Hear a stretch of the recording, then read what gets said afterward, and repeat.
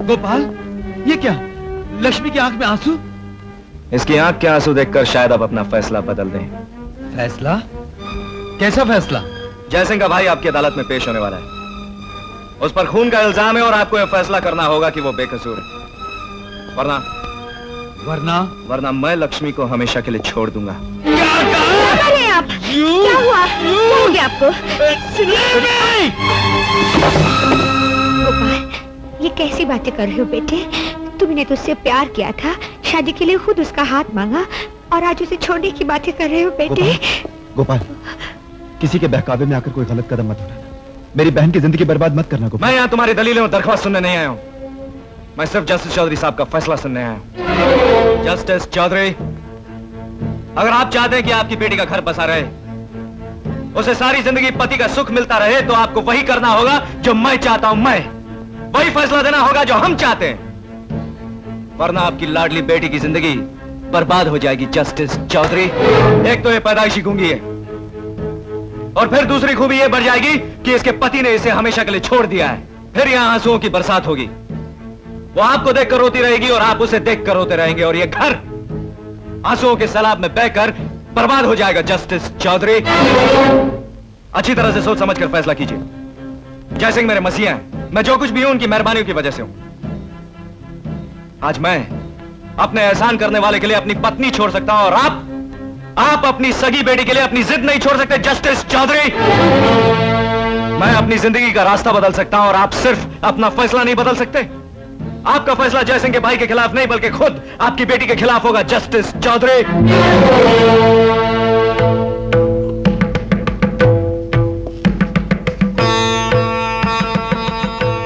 तुम मेरा फैसला सुनना चाहते हो तो सुनो गोपाल, तुम जिसके इशारे से यहां आए हो, जिसने अपना मकसद पूरा करने के लिए एक बेगुनाह और भोली वाली लड़की के कमजोर कंधों का सहारा लिया है, जाकर तुम कह दो उससे, जो लोग अपने बीवी बच्चों के लिए इंसाफ बेच देते हैं, उन लोगों में से नहीं है ये जस्टिस चौधरी। जाकर कह दो उससे, चाहे मेरा घर आंसू के सैलाब में बह जाए, शमशान घाट बनकर रह जाए, चाहे मेरा पूरा खानदान तबाह बर्बाद हो जाए, फिर भी फैसला नहीं बदलेगा ये जस्टिस चौधरी। अरे वो भगवान जिसने तुम्हें और हमें पैदा किया है, वो भी धरती पर उतर कहे कि तुम अपना फैसला बदल दो, मुजरिम को बेगुनाह कह दो, तो भगवान को भी इनकार कर देगा ये जस्टिस चौधरी। मिस्टर गोपाल, यह घर इंसाफ का मंदिर है। इसकी चौखट पर ऐसे आदमियों को खड़े रहने की भी इजाजत नहीं है। इसीलिए मैंने जयसिंह को धक्के मार कर निकाल दिया था। वो तो गैर था, लेकिन तुम तो मेरे दामाद हो, इसलिए अपनी जिद के बारे में सोच लीजिए। Shut up and get out!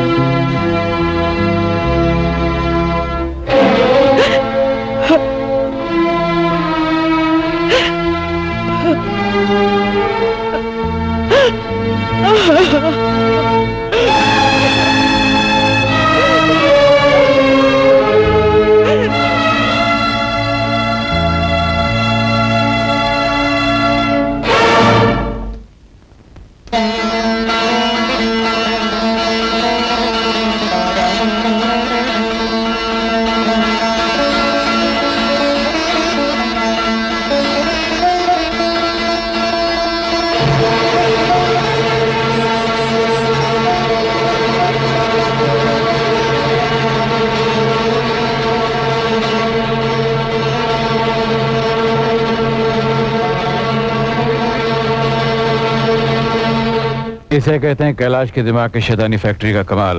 कल से कहा कि वो चौधरी की बेटी से प्यार का झूठा नाटक करे, उसने किया। मैंने कहा उस गूंगी लड़की से शादी कर ले, उसने कर ली। अब चौधरी तुम्हारी उंगलियों के इशारों पर है, उंगलियां घुमाते जाओ और उसे नचाते जाओ। यही मेरा प्लान था। Very good Kailash, very good.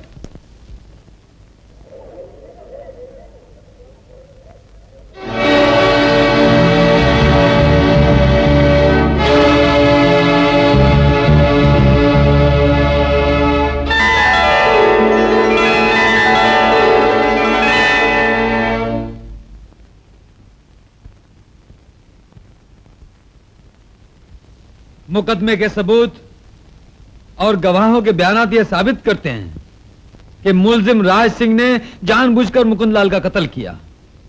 अगर उसे आजाद छोड़ दिया गया तो यह शख्स समाज के लिए बहुत बड़ा खतरा बन जाएगा।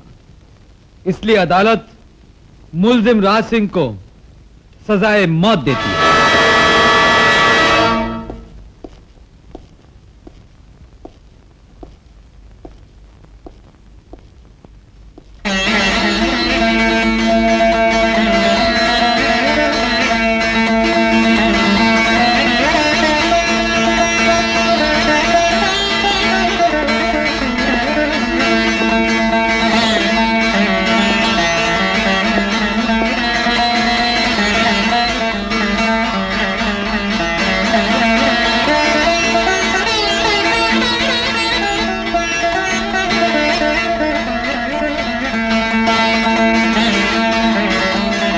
जानकी, ये क्या? जानते हैं सुबह से लक्ष्मी ने कितनी बार लता को कोर्ट में फोन करने के लिए कहा। बेचारी बहुत परेशान थी। कहीं आप उसके प्यार की खातिर, उसकी जिंदगी की खातिर गलत फैसला न कर दे। उसकी ये बेचैनी, ये परेशानी अपने लिए नहीं बल्कि आपके लिए है। वो चाहती है आपके हाथों कभी नाइंसाफी ना हो। आपका फैसला जानने के बाद अब वो बहुत खुश है। मैं जानता हूं जानकी, ये मेरी बेटी है, मेरा खून है, और मेरा खून, मेरे परिवार का हर इंसान मुझसे कभी नाइंसाफी की तमन्ना नहीं करेगा। और इसी ताकत के बल पर तो मैं आज तक बड़ी से बड़ी परेशानियों को ठोकर मारकर सच्चाई के रास्ते पर चल रहा हूं। लेकिन जब मैं अपनी बेटी को माँ की नजरों से देखती हूँ, उसकी जिंदगी के बारे में सोचती हूँ, तो मैं जानकी, हिम्मत रखो जानकी, हमारे दामाद को जरूर किसी ने अपने जाल में फंसा रखा है। देखना एक न एक दिन वो उस जाल को तोड़कर निकल आएगा और लक्ष्मी को अपना लेगा। कैलाश, आज शाम को एक पार्टी शहर से दूर एक पार्क में 25 लाख के हीरे लेकर आने वाली है। मैं जाऊं तो खतरा है, और किसी इंसान पे मैं एतबार भी नहीं कर सकता, क्योंकि ऐसा ना हो कि साला 25 लाख और हीरे दोनों लेकर फरार हो जाए। जयसिंह, दुनिया कभी ये मान सकती है कि चोरों को पकड़ने वाला पुलिस का कुत्ता खुद चोरी करे? कभी नहीं। इसी तरह दुनिया ये भी कभी नहीं मान सकती कि एक वकील जो कानून की रखवाली करता है वो गैर कानूनी काम करे, स्मगलिंग करे। तुम्हारा मतलब है कि तुम ये काम करोगे? हाँ। Thank you mister Francis. Thank you. Jugamal, पैसे दो। ये लो। Okay bye. See you sir, इस जलील मुर्गी के लिए आपने इतने सारे पैसे दे दिए? अबे ये अंडा देने वाली नहीं, हीरे देने वाली मुर्गी है। पुलिस, मुर्गी पकड़। लो सर, पुलिस के जाने के बाद मैं पकड़ूंगा। कुत्ते के बच्चे पकड़। अरे पुलिस, हीरे की मुर्गी।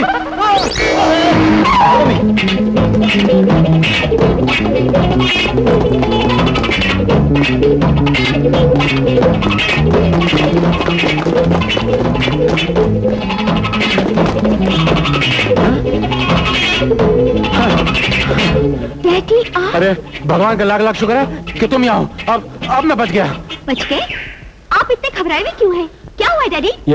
ये बातें करने का वक्त नहीं है। देखो, अगर तुमसे कोई पूछे ना कि मैं यहाँ कब से हूँ, तो कहने 1 घंटे से तुम्हारे साथ हूँ। समझ गई? हाँ हाँ, लेकिन क्यों? अरे लेकिन मत करो, बाल की खाल मत निकालो। ये एक केस का मामला है। लेकिन तुम यहाँ क्या कर रही हो?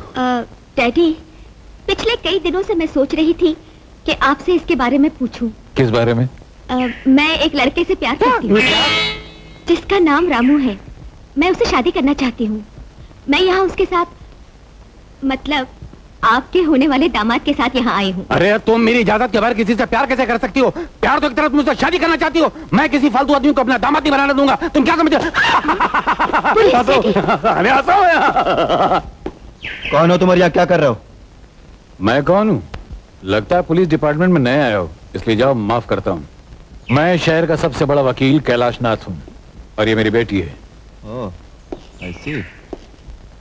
मैडम, आपके पिताजी यहाँ कितनी देर से हैं? अब वो मैं... क्या फजूल बातें कर रहे हो? हम 1 घंटे से खड़े हुए यहाँ बातें कर रहे हैं कि नहीं? अरे है कि नहीं? अरे है कि नहीं? देखा? देखा, ये लो आइसक्रीम।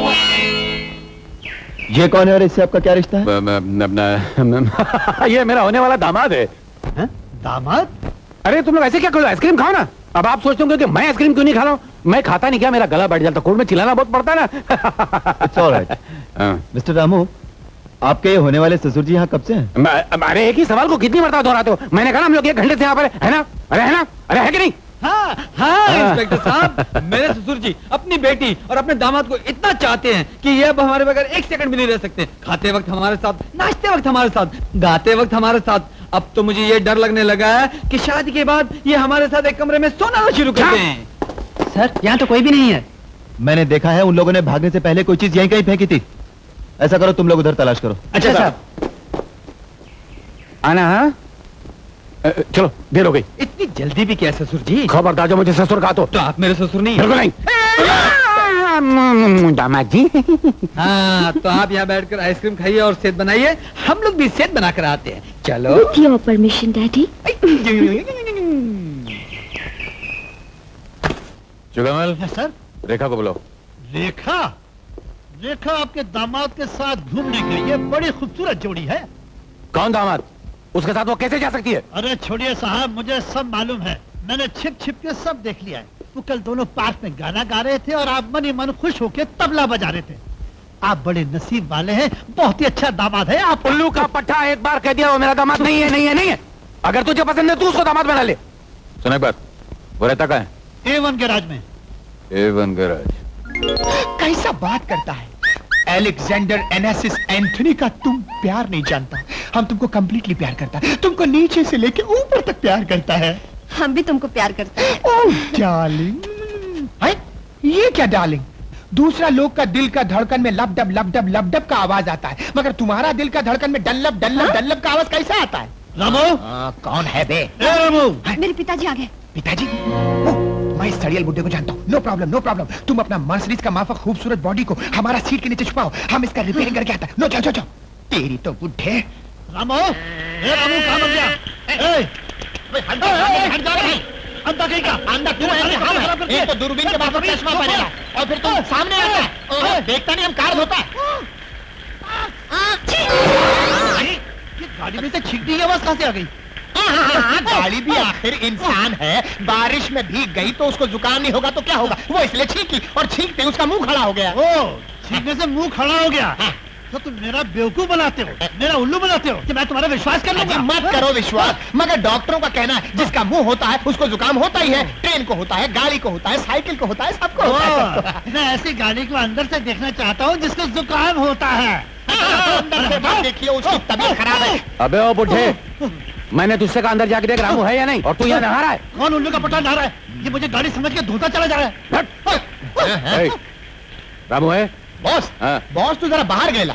आपको अगर उनको मीट करना है तो थोड़ा वेट करना पड़ेगा। वेट कीजिए ना, उधर बैठिए ना। चले, तू जाके गाड़ी पहुंच। चल।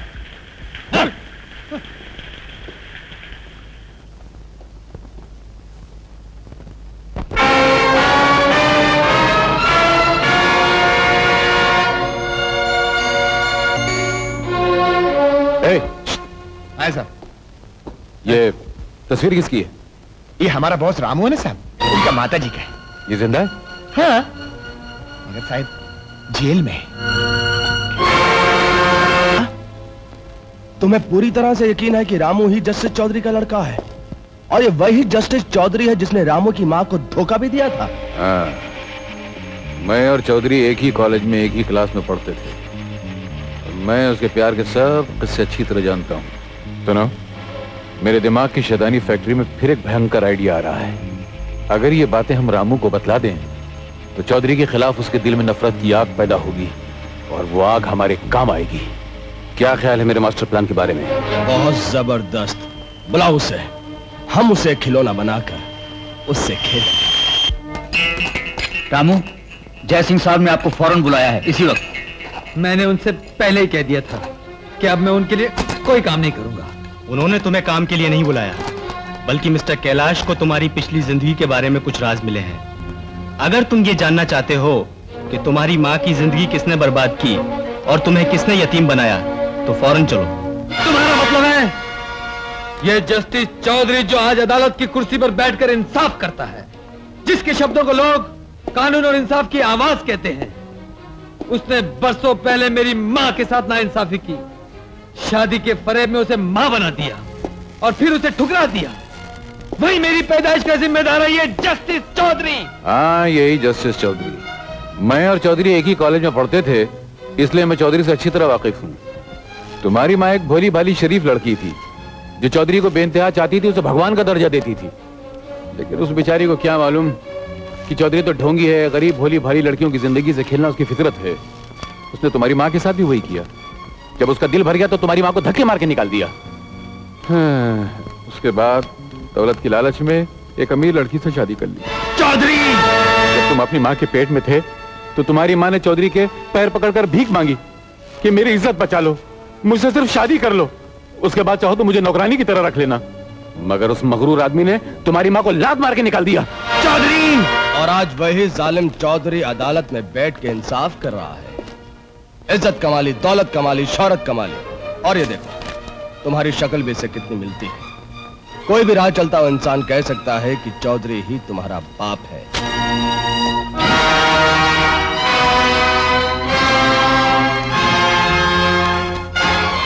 चौधरी, तूने मुझे जन्म नहीं दिया बल्कि अपने दुश्मन को जन्म दिया है।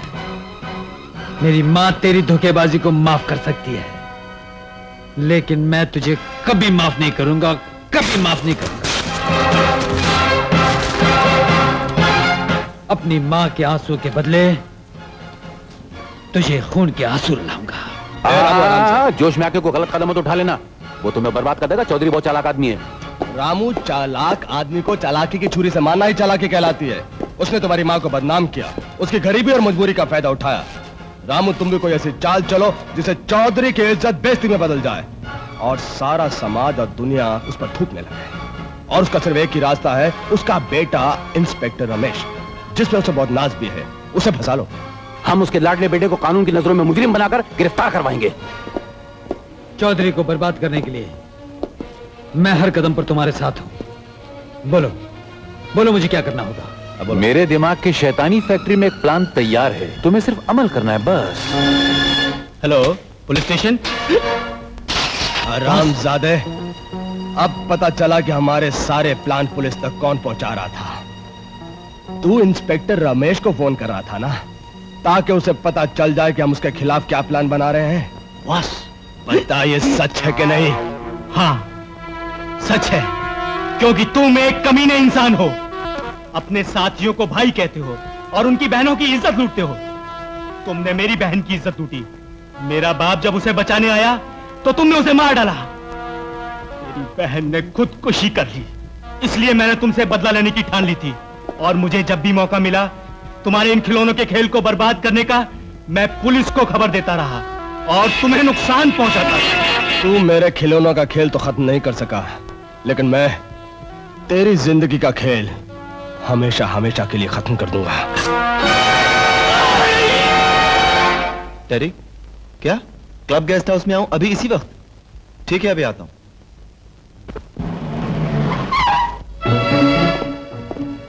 क्या बात है टेरी? अच्छा हुआ बेटे कि तुम जल्दी आ गए। आपने मुझे यहाँ क्यों बुलाया? ये बैग घर ले जाओ और मेरे कमरे में रखना, जल्दी करो। इसमें क्या है डैडी? देखो बेटा, अगर तुम्हें अपने बाप पर भरोसा है तो कोई सवाल मत करो। इस बैग में मेरी जिंदगी और मौत का सवाल है, और वो सवाल क्या है ये मैं बाद में बताऊंगा। जल्दी करो, जल्दी करो।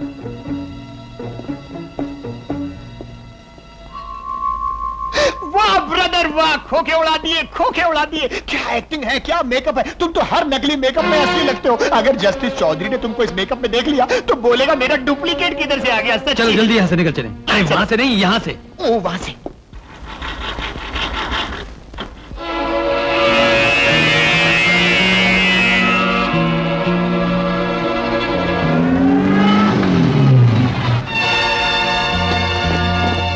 मिस्टर रमेश, हमें तुम्हारी जीप की तलाशी लेनी है। मेरी जीप की सर? हाँ, हमें कुछ इन्फॉर्मेशन मिली है।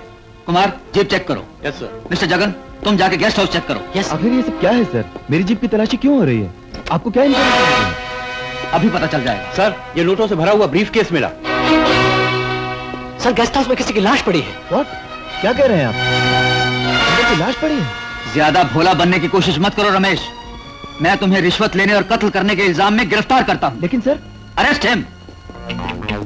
कल तक जो दूसरों के हाथों में हथकड़ी पहनाया करता था, आज उसके हाथों में हथकड़ी लग गई। अरे भाई, जज का बेटा होने से या पुलिस ऑफिसर बनने से ये सोच लेना कि इंसान कोई भी जुर्म करके बच सकता है, ये तो गलत है ना। बिल्कुल गलत है बॉस।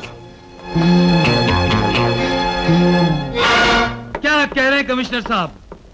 आपने मेरे बेटे रमेश को खून के इल्जाम में गिरफ्तार किया है? यस मिस्टर चौधरी, पूरी तरह छानबीन करने के बाद और ठोस सबूत मिलने के बाद ही हमने उसे गिरफ्तार किया है। कमिश्नर साहब, मेरा बेटा खून नहीं कर सकता, कभी नहीं कर सकता। आपके डिपार्टमेंट से जरूर गलती हुई है। सॉरी मैडम, कोई गलती नहीं हुई। हमारे डिपार्टमेंट के आदमी को गिरफ्तार करने से पहले हमने और हमारे आदमियों ने अच्छी तरह तहकीकात कर ली थी। आप चुप क्यों हैं? कुछ बोलते क्यों नहीं? इसी वक्त जाकर रमेश से मिलिए और पता कीजिए हकीकत क्या है। सब्र करो जानकी, मैं अभी जाता और पता लगाता हूँ। I am sorry mister Chaudhary, आप रमेश से नहीं मिल सकते। ये केस आपकी अदालत में ही पेश होने वाला है और एक जज की हैसियत से इसका फैसला भी आप ही को करना होगा। इसलिए ना तो आप उससे मिल सकते हैं और ना ही कोई बात कर सकते हैं। ओके कमिश्नर साहब, okay. I am sorry mister Chaudhary. हमारी किस गुनाह की इतनी बड़ी सजा ठहरा? जानकी, मेरा बेटा एक मुजरिम की तरह है, मेरी ही अदालत में लाया जाएगा। मेरे सामने वो मुलजिमों के कटहरे में खड़ा होगा और मैं जज की कुर्सी में बैठकर उसकी जिंदगी का फैसला करूंगा। भगवान ने किसी भी बाप से इतना सख्त इम्तिहान नहीं लिया होगा जो आज वो चौधरी से ले रहा है। खैर, जैसी उसकी मर्जी। चौधरी, आज मैंने तुमसे बदला ले लिया है। आज तुम्हारी सच्चाई का सच्चा इम्तिहान है।